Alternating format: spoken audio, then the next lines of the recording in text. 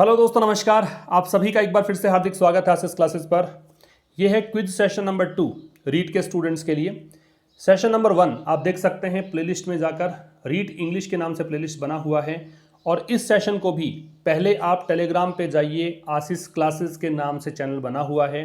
आप कनेक्ट हो सकते हैं लिंक के थ्रू जो डिस्क्रिप्शन में आपको दिया है, वहाँ से PDF उठाइए, पहले खुद सोल्व करके देखिए इसको।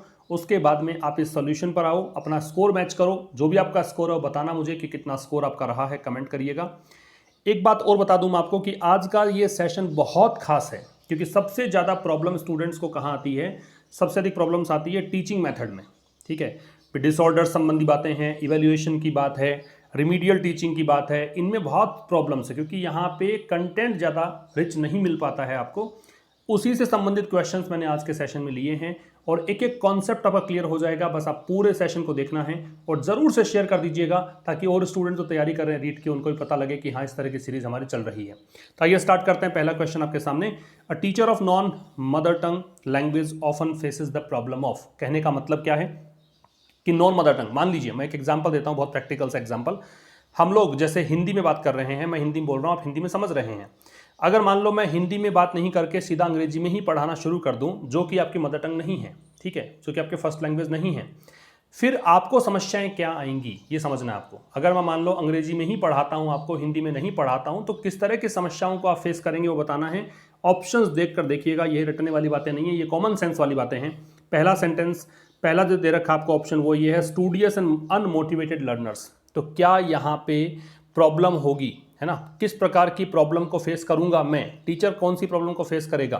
तो टीचर को पढ़ाकू विद्यार्थी मिलेंगे और अनमोटिवेटेड, वो मोटिवेटेड नहीं मिलेंगे और पढ़ाकू होंगे। ऐसा होगा क्या भाई? अगर मैं अंग्रेजी में पढ़ा रहा हूं आपको, तो क्या मुझे ये समस्या लगेगी कि आप पढ़ने वाले बहुत ज़्यादा हैं लेकिन आप अनमोटिवेटेड हैं? दूसरा, आप पढ़ाकू हैं और मोटिवेटेड भी हैं, ऐसा होगा क्या भाई? सीधी सी बात समझो, अगर आप इंग्लिश, आपको नहीं पता है, आपकी इंग्लिश मदर टंग नहीं है, इसका मतलब आपको उस भाषा में बोलने में मज़ा आता है, उस भाषा को आप आसानी से समझ पाते हैं जो आपकी मदर टंग है, फर्स्ट लैंग्वेज है। ठीक है, इसका मतलब यहाँ पे मोटिवेशन तो होगा ही नहीं, क्योंकि मोटिवेशन तो तब आए ना जब कुछ समझ में आए।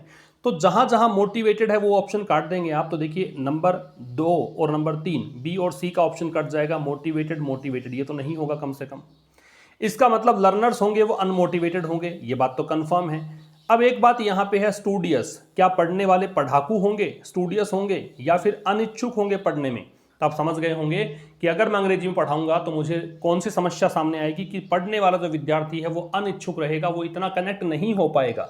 बाईलिंगुअल जो है वो ज़्यादा बेहतर है कि मैं हिंदी इंग्लिश दोनों में समझाऊं तो ज़्यादा समझ में आएगा। इसलिए आपका आंसर यहाँ पे डी होना चाहिए था। ठीक है भाई। दूसरा क्वेश्चन देखिए, learning a language is a और एन प्रोसेस। भाषा को सीखना एक कैसी प्रक्रिया है? भाषा को सीखना कैसी प्रक्रिया है? देखो, अगर आपको मैं अंग्रेजी की बात करूं, जो कि सेकंड लैंग्वेज कहलाती है, मैं थोड़ी थोड़ी बातें जो चर्चा करता हूं बीच में, वो बहुत बड़ा इंपॉर्टेंट रोल प्ले करेगा, क्योंकि किसी न किसी क्विज में वो क्वेश्चंस आएंगे, रीड के एग्जाम में वो क्वेश्चन बन सकते हैं। सेकंड लैंग्वेज कौन सी है? इंग्लिश सेकंड लैंग्वेज है। ठीक है, तो अगर अंग्रेजी सीखनी है तो उसमें कौन कौन सी चीज़ें चाहिए? क्या कोई एक्सक्लूसिव फीचर ही चाहिए कि केवल बोलना सीख लो काम चल जाएगा, केवल लिखना सीख लो काम चल जाएगा? ऐसा नहीं है। इंक्लूसिव चाहिए, सब कुछ मिलाकर समावेशित एक प्रक्रिया चाहिए, जिसमें लिसनिंग भी चाहिए, आपको स्पीकिंग भी चाहिए, रीडिंग भी चाहिए और राइटिंग भी चाहिए। ये समावेशित एक प्रक्रिया है लैंग्वेज सीखना। आपको सुनने की एक प्रैक्टिस भी होनी चाहिए, आप सुने और समझ जाएं। फिर आपको बोलना भी आना चाहिए, आपको पढ़ना भी आना चाहिए और लिखना भी आना चाहिए। जो LSRW एक सही क्रम होता है, इसको फॉलो करना पड़ता है। तो इंक्लूसिव यहाँ पे आपका आंसर होना चाहिए। नंबर 3 में आ जाइए। नंबर 3 है, which language skill is most intended in the audio lingual method. Audio lingual method हमने क्विज 1 में भी डिस्कस किया था। सबसे पहली बात तो ऑडियो लिंग्वल मेथड को और किस नाम से जानते हैं? तो आर्मी मेथड के नाम से जानते हैं। क्या होता है इसके अंदर? इसमें आपको मतलब सोल्जर्स को, शुरुआत सोल्जर्स से हुई थी। सोल्जर्स को जहां डिप्लॉय किया जाता था, जहां तैनात किया जाता था, वहां पे उनको कुछ सेट फ्रेजेस सिखा दी जाती थी कि आप अगर किसी से बात करना चाहें तो ये कुछ सेट फ्रेजेस हैं, ये कुछ वाक्यांश हैं, ये रट लीजिए आप। उनको सुना सुना कर और वो बोलना सिखाया जाता कि आप इनको बोलना सीख लो ताकि अपना काम चला सको। ये था ऑडियो लिंग्वल। तो सबसे ज़्यादा जोर किस बात पर है, सबसे अधिक इंटेंशन किस बात का है कि वो बोलना सीख जाए। हालांकि आपको लगेगा ऑडियो है तो सुनना, सुनना है, लेकिन सबसे मुख्य मोटो क्या है? मोटो तो यही है ना कि सुना सुना कर आपको रटवा रटवा कर आपसे वो चीज़ें बुलवाई जाए, आप बोलना सीखें। आपका आंसर यहाँ पे होगा दोस्तों स्पीकिंग। ठीक है भाई, स्पीकिंग होनी चाहिए, बोलना होना चाहिए। अगला है सीएलटी के सबसे कम इंपॉर्टेंट क्या है? What is the least important in CLT? CLT क्या होता है? कम्युनिकेटिव लैंग्वेज टीचिंग होती है। इससे संबंधित बहुत सारे क्वेश्चंस बनते हैं एग्जाम में। कम्युनिकेटिव लैंग्वेज टीचिंग, सबसे पहली बात समझना, जहां भी सीएलटी आता है वहां पे सबसे बड़ा फोकस किस बात पर है? कम्युनिकेशन पर। कम्युनिकेशन मतलब बातचीत पर। बातचीत कब होगी? जब बोलना आएगा। बोलोगे कब? जब सुनने की कैपेसिटी आप में होगी, सुनोगे तब जाके कुछ सीखोगे, तब जाके कुछ बोलोगे। आपकी बॉडी लैंग्वेज भी होनी चाहिए, क्योंकि स्पोकन के अंदर सीएलटी मेथड यूज होता है। जब आप कोई चीज स्पोकन इंग्लिश की क्लासेस अगर आपने ली हो या कहीं पर आपने देखी हो, यूट्यूब वगैरह पे देखी हो, तो देखिए क्या होता है कि इसमें जो इंस्ट्रक्टर होता है वो आपको बोलना जब सिखाता है तो उसमें कौन कौन सी चीज़ों की इंपॉर्टेंस होती है। आप चाहते हैं कि फ्लुएंसी के साथ बोलूं, धारा प्रवाह बोलूं, बिना अटके बोलूं, तो ये तो बहुत इंपॉर्टेंट चीज़ है। ठीक है। दूसरा, आपको यह पता भी तो होना चाहिए ना कि जो बोल रहे हो वो मीनिंग भी तो निकलना चाहिए, उसका अर्थ भी तो निकलना चाहिए, आपको मीनिंग भी तो पता होना चाहिए, तो इसकी इंपॉर्टेंस भी है। बॉडी लैंग्वेज, बिल्कुल इसकी भी इंपॉर्टेंस है, क्योंकि बॉडी लैंग्वेज नहीं होगी आप सही तरीके से समझा नहीं पाओगे अपनी बातों को। जैसे मैं एक एग्जांपल दूं आपको, आप कहो कि कोई पूछे आपसे हाउ आर यू, कैसे हो, और आप अगर बोलते हो आई एम फाइन और बिना बॉडी लैंग्वेज के बोलते हो, बिल्कुल सुस्त होकर बोलते हो, बिल्कुल दुखी होकर बोलते हो, तो अगले को समझा नहीं पाओगे कि आप कह रहे हो आई एम फाइन, जबकि आपको देख के लग नहीं रहा कि आप ठीक हैं, आपको देख के लग रहा बीमार हो आप। तो बॉडी लैंग्वेज भी इंपॉर्टेंट है। इसलिए कम इंपॉर्टेंट क्या है? सबसे कम इंपॉर्टेंट चार ऑप्शंस में से सेंटेंस स्ट्रक्चर। यहां पे स्ट्रक्चर जो होती है ना, सेंटेंस स्ट्रक्चर, स्ट्रक्चर वाली अप्रोच स्ट्रक्चरल अप्रोच होती है, वो एक अलग अप्रोच है, तो यहां पे ऐसा नहीं है, तो इसलिए डी आपका आंसर होगा। अगला प्रश्न आपसे पूछा, dyslexia is a language disorder affecting. Dyslexia एक लैंग्वेज डिसऑर्डर है जो किसको प्रभावित करती है? याद रखिए, डिसलेक्सिया जो है वो ग्रीक शब्द है। सबसे पहली बात याद रखेंगे, डिसलेक्सिया शब्द है वो कौन सा शब्द है? ग्रीक शब्द है, ग्रीक भाषा से लिया गया है। इसमें DYS जो है इसका मतलब होता है डिफिकल्टी, DYS का मतलब होता है डिफिकल्टी, और लेक्सिया जो है इसका मतलब होता है डिसऑर्डर। तो इसमें जो सबसे अधिक प्रभावित होता है, देखो LSRW चार चीज़ें हैं, ये L लिसनिंग, एक S स्पीकिंग, एक रीडिंग और एक राइटिंग। सबसे अधिक प्रभावित इसमें होता है क्या? रीडिंग। डिसलेक्सिया किससे संबंधित है? रीड नहीं कर पाते हैं। ठीक है। सेम साउंड के वर्ड्स, जो राइम सेम चलती है ना वर्ड्स की, वो बोलोगे आप, लेकिन जो एग्जैक्ट है वो नहीं बोल पाओगे, वो सही से पढ़ नहीं पाओगे, कई बार कुछ वर्ड्स को स्किप कर जाओगे। डिसलेक्सिया से अगर आप अफेक्टेड हैं तो कोई स्टूडेंट जो डिसलेक्सिया से प्रभावित है वो वर्ड्स को छोड़ देगा पढ़ते टाइम पे। ठीक है। सेम साउंड के वर्ड्स का उच्चारण गलत कर देगा, मतलब होना चाहिए कुछ एग्जैक्टली कुछ अलग है, उसका अलग उच्चारण कर देगा। इस प्रकार की प्रॉब्लम्स यहाँ पे देखने में आती है डिसलेक्सिया में। आपका आंसर होगा रीडिंग। अगला प्रश्न है, dyslexia comes from the dash language. मैंने अभी डिस्कस किया कौन सी भाषा से लिया गया शब्द डिसलेक्सिया? ग्रीक भाषा से लिया गया शब्द है, डिस शब्द है, इसका डिफिकल्टी होता है, लेक्सिया का मतलब लैंग्वेज होता है। Number 8, evaluation is aimed at. Evaluation का मतलब टेस्ट। मान लो मैं सीधा सीधा वो लैंग्वेज यूज कर रहा हूं जो आपको सीधा दिमाग में फिट बैठ जाए। टेस्ट, इवेल्युएशन का मतलब क्या है? टेस्ट। भी टेस्ट की लक्ष्य क्या होता है? जैसे आपने पढ़ा और मैंने आपका टेस्ट लिया, उसका क्या मतलब है? टेस्ट, सबसे पहली बात, टेस्ट इसलिए लिया जाता है ताकि मुझे भी पता लगे कि मेरा पढ़ाया गया तरीका इफेक्टिव है कि नहीं, और मुझे ये भी पता लगे कि आप लोगों ने कितना प्रोग्रेस की है।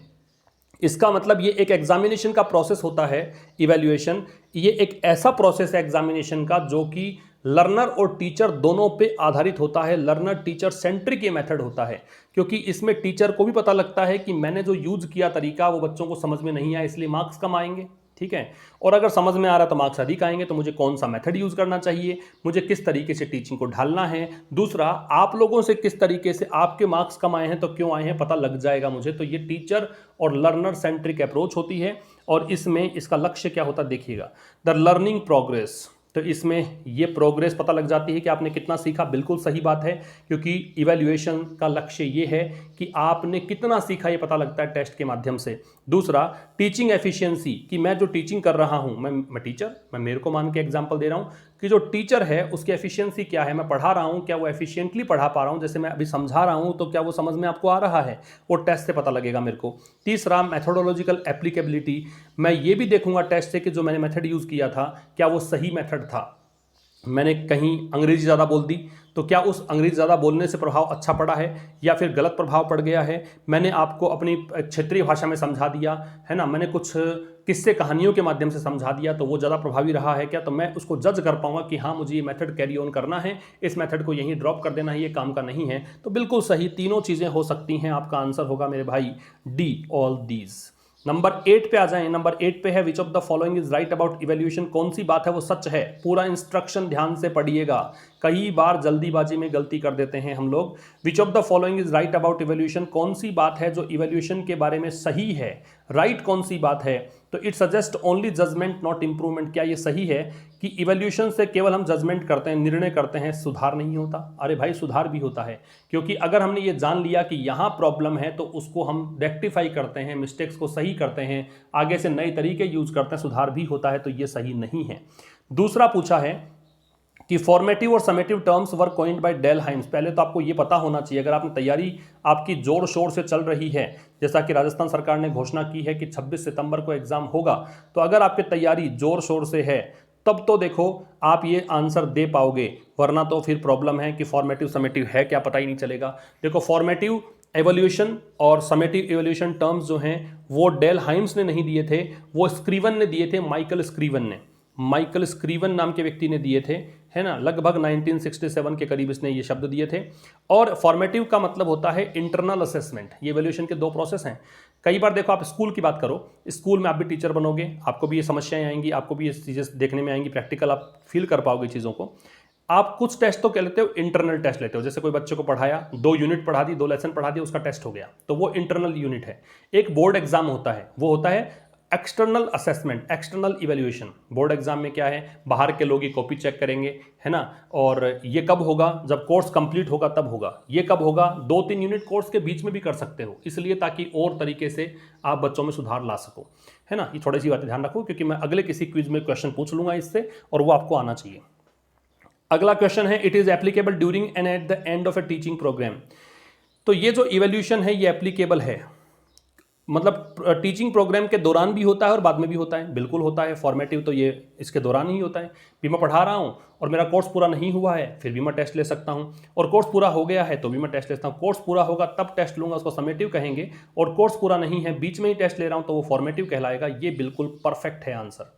और it is by all means optional, तो क्या वैकल्पिक का छोड़ भी सकते हो, और छोड़ कैसे सकते हो, टीचिंग का इंटीग्रल पार्ट है, बहुत महत्वपूर्ण पार्ट है। इवैल्यूएशन नहीं होगा, टेस्ट को हटा दोगे तो फिर क्या सीखा, किसको पता है, ठीक है। तो ये तो बिल्कुल भी नहीं होगा।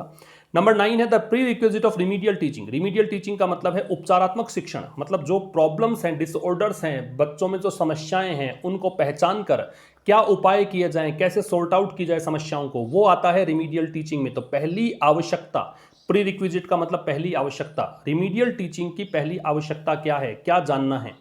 पहली चीज ये जानना है कि कोई भी विद्यार्थी है, लर्नर मतलब विद्यार्थी, जो विद्यार्थी है उसका डिफिकल्टी एरिया क्या है, विद्यार्थियों की कमजोरियां कहाँ कहाँ पे हैं, भी कहाँ पे समस्याएं उसको आ रही है, कहाँ वो बिल्कुल कमजोर पड़ा जा रहा है, कहाँ उसकी स्ट्रेंथ है। ये सब चीज़ें ज़रूरी है। आपको ये भी पता होना चाहिए कि बच्चा किस विषय में कमज़ोर है, आपको ये पता होना चाहिए बच्चे की कहाँ पे प्रॉब्लम आ रही है। देखो डिफिकल्टी आना अलग बात है, वीकनेस होना अलग बात है। वीकनेस का मतलब तो है कुछ समझ में नहीं आ रहा, डिफिकल्टी का मतलब समझ में आया लेकिन जब सवाल सामने आया तो उसको सोल्व नहीं कर पाया। और ये पता होना चाहिए कि जो विद्यार्थी है उसकी स्ट्रेंथ क्या है, वो किस विषय में अच्छा कर सकता है, कौन सी यूनिट है उसकी स्ट्रांग है। तो ये सब चीज़ें पता होनी चाहिए। ऑल ऑफ दीज आपका आंसर आएगा। और एक अंतिम क्वेश्चन आपके सामने है, which of the following is not a sign of the learner seeking remedial teaching. कह रहा है कि जिस विद्यार्थी को रिमीडियल टीचिंग की आवश्यकता है उसका कौन सा साइन नहीं है, मतलब कौन सी चीज है जो रिमीडियल टीचिंग चाहने वाले विद्यार्थी के लिए नहीं होनी चाहिए, वो संकेत नहीं। पुअर कॉम्प्रिहेंसिव पावर, ये तो होना चाहिए कि अगर समझने की शक्ति कमजोर है, कॉम्प्रिहेंसिव मतलब समझना, समझने की शक्ति अगर कमजोर है तो रिमीडियल टीचिंग चाहिए इसके अंदर। तो ये पूछा, नोट नहीं है। डाइवर्टेड अटेंशन, दिमाग क्लास में नहीं है, ध्यान भटकता है, तो टीचर को क्या करना चाहिए, ऐसा क्या करे कि बच्चे का ध्यान क्लास में लगने लग जाए, तो ये भी चाहिए रिमीडियल टीचिंग में। फास्ट स्पीकिंग, ये कोई लेना देना नहीं है, बहुत तेजी से बोलता है, अरे भाई इससे कोई मतलब नहीं है। हमें तो मतलब इस चीज से है कि बच्चे को समझ में आ रहा है कि नहीं आ रहा, कौन सा वीक एरिया है, कौन सा डिफिकल्टी वाला एरिया है, ये मतलब होता है। इजी डिस्ट्रैक्शन, तो ये डिस्ट्रैक्शन तो ये से जुड़ा हुआ है, तो ये जब मैंने ये कहा कि ये होता है तो ये भी होता है, लेकिन फास्ट स्पीकिंग वाला कोई मतलब नहीं है, तो आपका आंसर है वो सी हो जाएगा। तो मैंने 10 क्वेश्चंस आपको करवाए हैं आज की क्लास में और सारे के सारे क्वेश्चन टीचिंग मेथड से संबंधित थे। जरूर से आप बताना आपका स्कोर क्या रहा है, और मैं चाहता हूं कि इसे लाइक करके जाएं, शेयर करके जाएं, ताकि और स्टूडेंट्स को पता लगे कि हाँ, रीट के लिए इस प्रकार की सीरीज भी चल रही है, जो मुझे लगता है अपने आप में यूनिक है। और अगर और बहुत सारे एफर्ट्स मैं पुट करूंगा इसके अंदर, लेकिन मैं चाहता हूं कि एक अच्छी खासी संख्या जुटे विद्यार्थियों की और एकदम सही ट्रैक पे, सही रास्ते पे तैयारी करें। ये लैंग्वेज सेकंड के लिए बहुत इंपॉर्टेंट था, लैंग्वेज फर्स्ट तो बहुत आसान खैर पड़ता है, उसके लिए भी मैं क्विज़ जल्द ही लेकर आऊंगा। Thank you very much for watching till the end. मिलते हैं नेक्स्ट क्विज में, तब तक के लिए नमस्कार, थैंक्स अ लॉट।